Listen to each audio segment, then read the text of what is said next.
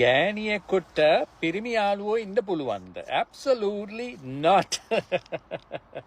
කොහොමදත් ගෑණියෙක් නම් පිරිමි යාළුවෝ ඉන්න බෑ. ඒකී රිලේෂන්ෂිප් එක ඉන්නවා නම් හස්බන්ඩ් කෙනෙක් ඉන්නවා නම් බොයිෆ්‍රෙන්ඩ් කෙනෙක් ඉන්නවා නම් පිරිමි යාළුවෙක් ඉන්නවා නම් ඒක මගේ පොතේ හැටියට කොහොමදත් acceptable නැහැ. ඒක නෑම තමයි. මොකද පිරිමි යාළුවෙක් කියලා කියන්නෙම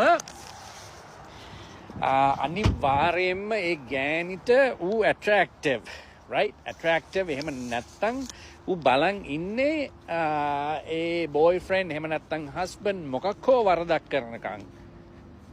ඒ ගෑණි මානසිකව පිටිපස්සට යනකම් කකුල් දෙක මැදට රින් ගන්න. ඉතින් හොඳට මතක තියාගන්න. ගෑණියෙක්ට පිරිමි යාළුවෝ ඉන්න බෑ. ඒක වෙන්න බෑ. හොඳේ. එමේ යාළුවෙක් ඉන්නවා නම් මම කියන්නේ මේ deep conversation තියෙන කට්ටිය. deep conversation තියෙන පිරිමි යාළුවෝ ලොවෙත් ඉන්න බෑ. එහෙම ඉන්නෙත් නැහැ. එහෙම තියාගන්න බෑ. හරි ගෑණියෙක් නම් තමන්ගේ මිනිහට අමතරව තමන්ගේ husband අමතරව මේ තමන්ගේ boyfriend අමතරව තව පිරිමියෙක්ට intellectual conversation එකක්. එහෙම නැත්තම් තමන්ගේ පර්සනල් දේවල් කතා කරන මට්ටමේ පිරිමි යාළුවෝ ඉන්න බෑ. එහෙම හිටියා කියලා කියන්නෙම ඒ ගෑණි සහ පිරිමියා අතර අනිවාර්යෙන් ඉමෝෂනල් සහ ෆිසිකල් බැඳීමක් හටගන්න තියෙන chance එක ගොඩක් වැඩි.